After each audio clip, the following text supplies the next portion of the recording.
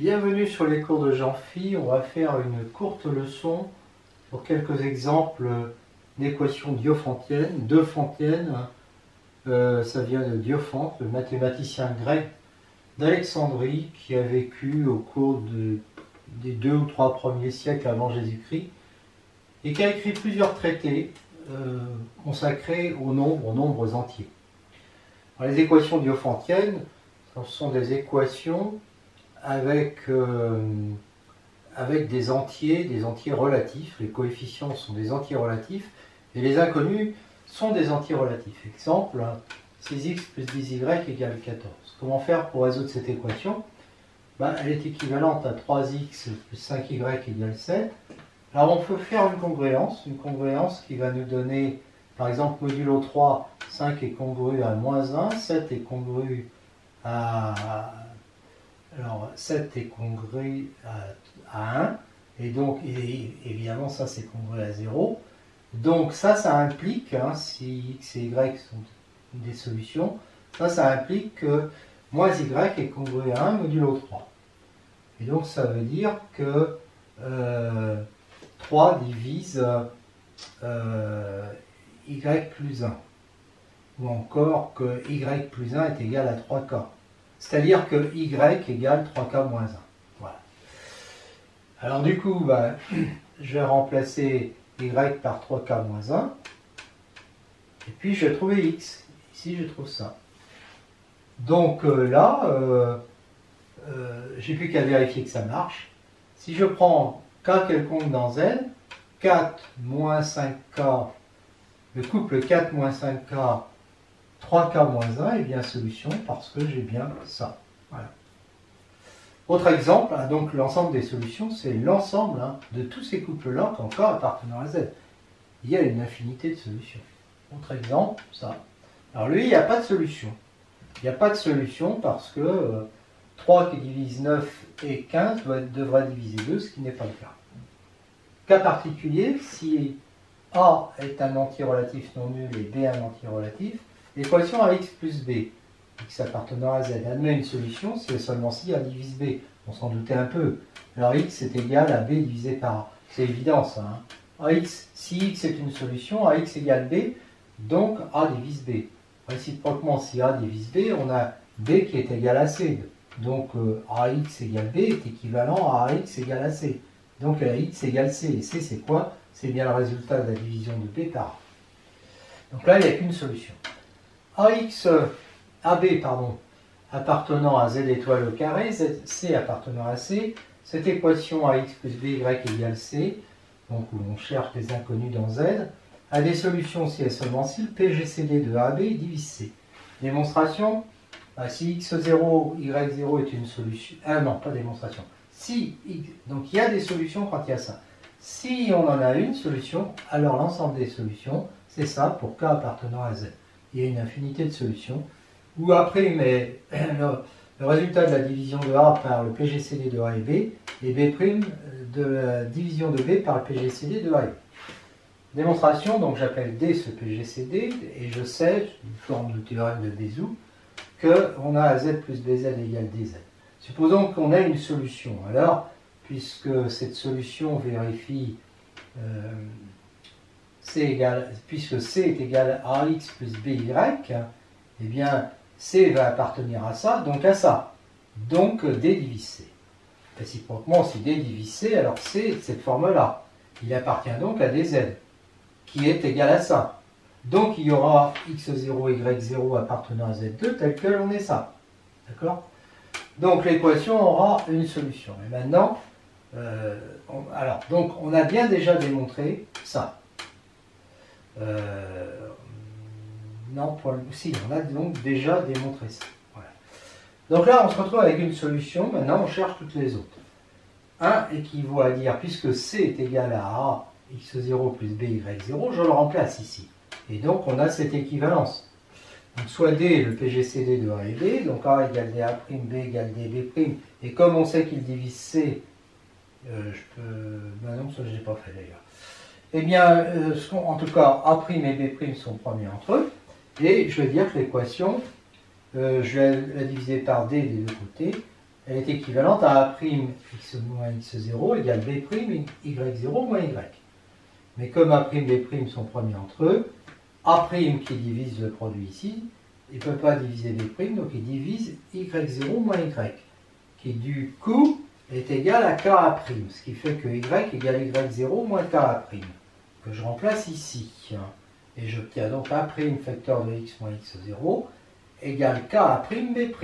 Je simplifie par A', et j'ai x moins x0 égale KA', donc x égale x0 plus KB. Plus KB', pardon, B'. Donc, vérification, donc j'ai trouvé ça, x, et puis j'ai trouvé y. Alors maintenant, j'ai plus qu'à vérifier que A fois ça, plus B fois ça, donc je le fais, ben, je trouve que ça fait ça, et que ça fait C, donc c'est bien solution, et donc j'ai bien trouvé que l'ensemble des solutions, c'était ça. Alors maintenant, le problème, c'est comment on va trouver une solution particulière. Eh bien, en fait, on peut appliquer, alors au pif, souvent ça marche, par tâtonnement, je veux dire. Et sinon, ben, on divise A, BC d'abord par le PGCD de A et B, puisque D est divisible par ce PGCD. Et puis en le divisant, ben, on se retrouve avec des coefficients en X et Y qui sont premiers entre eux. Donc ça revient à supposer en fait que on a l'équation AX plus BY égale C avec A et B premiers entre eux. Alors ensuite, on utilise l'algorithme d'Euclide en divisant A par B. A égale B Q plus R. On sait que le PGCD de A et B, c'est le PGCD de B et de R. Et puis, on recommence, on va diviser B par R, etc. Et comme les restes vont être de plus en plus petits, à un moment donné, il y aura un reste nul. Et on va s'intéresser au reste qui est juste avant le reste nul. Et puis, comme à chaque fois qu'on fait ça, on ne change pas le PGCD, qu'on sait qu'il va être égal à 1, puisque A et B sont premiers entre eux, le dernier reste qu'on va trouver va être 1. Le dernier reste non nul. Donc après, on va remonter toutes les égalités qu'on aura trouvées, c'est-à-dire tous les A égale BQ plus R, enfin c'est pas forcément A et B. Et on va trouver une relation entre 1, A et B. Et donc on va trouver une solution au problème de Bézout, puisque A et B sont premiers entre eux. Il existe U et V, tel que AU plus BV égale 1. Justement, on va trouver, grâce à ces divisions, U et V. Voilà. Et donc, une fois qu'on a trouvé cette solution, on multiplie par C. Ça fait ACU plus BCV égale C. D'accord? Et donc, une solution qui convient, ça va être CU, CV. Voilà. Et puis, une fois qu'on a cette solution, on a déjà dit avant qu'on avait... Exemple 234x moins 84y qui égale 90. Alors on peut simplifier par 2 déjà, ça équivaut à ça. Puis on peut simplifier par 3, ça équivaut à ça. Bon, 39 et 14, c'est évident qu'ils sont premiers entre eux. On va faire une suite de division euclidienne. Donc 39 divisé par 14, c'est 2 fois 14, 28 plus 11, c'est bon.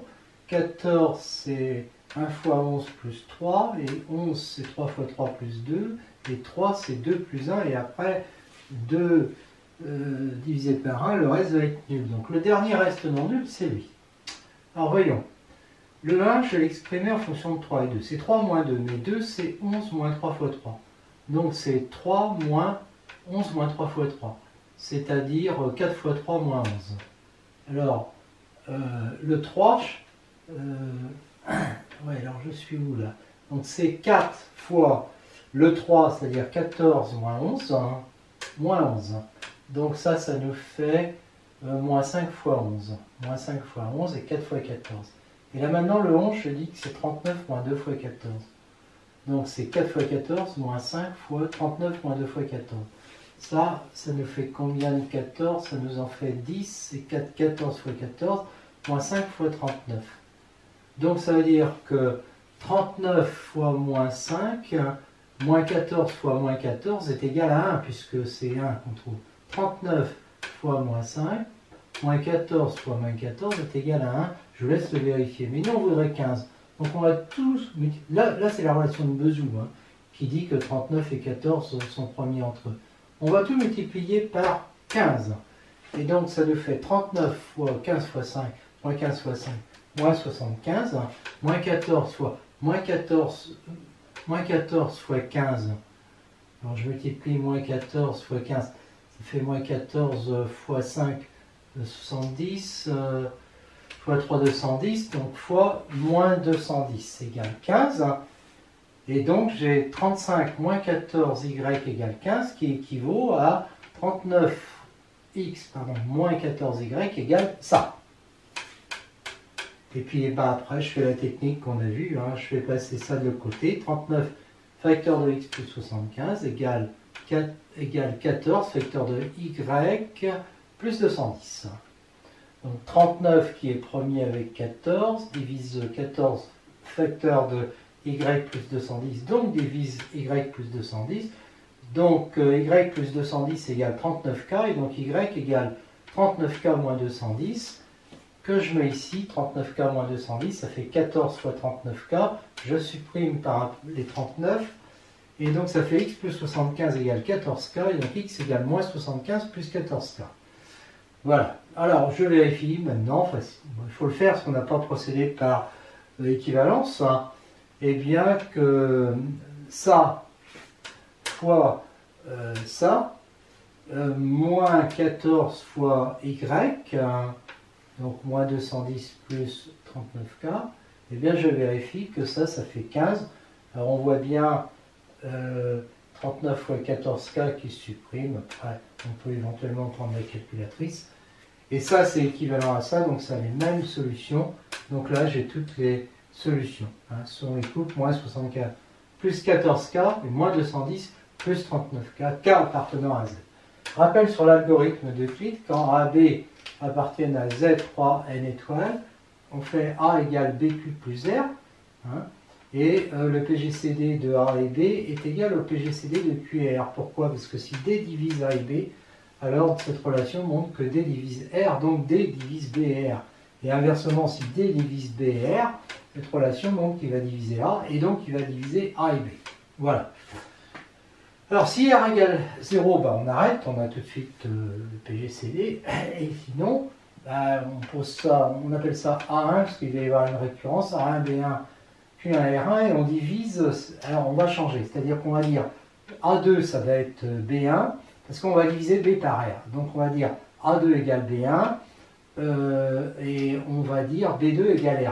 Et on fait A2 égale B2, hein, ça revient à faire B1 égale Q2 fois R1, plus R2 avec R2 qui est compris entre 0 et R1, d'accord? Voilà. Alors, bah, si R2 est égal à 0, on arrête, sinon on continue. Et puis comme à chaque fois les restes vont être de plus en plus petits, hein, eh bien qu'est-ce qui va se passer? On encore, par exemple, AK égale BK de QK plus RK, et on a le PGCD de A et B à chaque fois. Alors, la première division, bah, c'était A1 et B1, puis ensuite, le PGCD de A1 et B1, c'était celui de B1 et R1, c'est-à-dire A2 et B2, etc. Et donc, en fait, à chaque fois, PGCD de A et B, c'est PGCD de A1 et B1, c'est PGCD de A2 et B2, etc., jusqu'à AK et BK, c'est-à-dire QK et RK. D'accord? Avec ça. Et comme ça, c'est une suite strictement décroissante, il y a un moment donné où on va obtenir 0, parce que le reste ne peut pas être négatif. Donc à 1 rang P, on a RP égale 0. Donc ça veut dire que AP égale BPQP, et donc ça veut dire que le PGCD de APBP va être BP, c'est-à-dire RP-1, dernier reste non nul. RP-1 qui était RP-1, oui, alors c'est donc BP qui est AP et BP, qui va donc être AP-1 et BP-1, et c'est-à-dire, on a vu que c'était A et B. Donc voilà. Et ça, c'est le principe de l'algorithme d'Euclide pour trouver le PGCD. En fait, c'est ce qu'on utilise ici. Un dernier exercice avec des congruences, résoudre AX plus et congru à B modulo N, A différent de 0, N supérieur ou égal à 2. Eh bien, cette équation a des solutions si et seulement si le PGCD de A et N divise B. En effet, dire ça, ça équivaut à dire qu'il existe K appartenant à N tel que AX égale B plus MK, c'est-à-dire AX moins MK égale B. Alors cette équation, elle a des solutions, on a vu, c'est l'équation AX moins NY est égal à B, elle a des solutions si et seulement si le PGCD de AN divise B. Donc c'est terminé. Exemple, 35x est congrue à 25 modulo 20. Bon, bah, le PGCD de 35 et 25, c'est 5, il divise 20, donc il y aura des solutions. Dire ça, ça équivaut à dire que 35x moins 20k égale 25, et puis après je simplifie, puis je pourrais continuer comme on a fait tout à l'heure pour trouver la solution. On va faire autrement là, histoire de changer un peu. On va dire 20 divise 35 moins 25. On va simplifier par 5. C'est-à-dire que 5 par 4 divise 7x moins 5. C'est-à-dire en fait 7x est congru à 5 modulo 4. Bon, ben, 7 il est congru à moins 1 modulo 4. D'accord, 7 moins 8 ça fait moins 1. Et puis 5 il est congru à 1. Donc ça veut dire que moins x est congru. S'il y a une solution, elle vérifie ça. Alors on sait qu'il y aura une solution, puisqu'on l'a déjà dit, par application de la propriété. Alors, bah, donc ça veut dire que x va être congru à moins 1 modulo 4. C'est-à-dire qu'il est à moins 1 plus 4k. Bon, bah, il suffit de vérifier maintenant que ça marche pour tous les moins 1 plus 4k. Donc je remplace ici x par moins 1 plus 4k. 35x égale moins 35 plus 35 fois 4, c'est-à-dire 140k. Et ça, je peux l'écrire, je peux dire que c'est 25, pardon, je me suis trompé ici, oui, c'est 25 moins 60. 25 moins 60, ça fait bien moins 35. 25 moins 60, ça fait moins 35. Je fais apparaître des multiples de 20. Et puis ça, je vais dire que c'est 7 fois 20. Et là, je vois que j'ai bien affaire à un multiple de 20. Et donc, c'est bien congru à 25 modulo 20. Donc, l'ensemble des solutions, bah, c'est l'ensemble des antirelatifs de la forme moins 1 plus 4k quand k décrit z.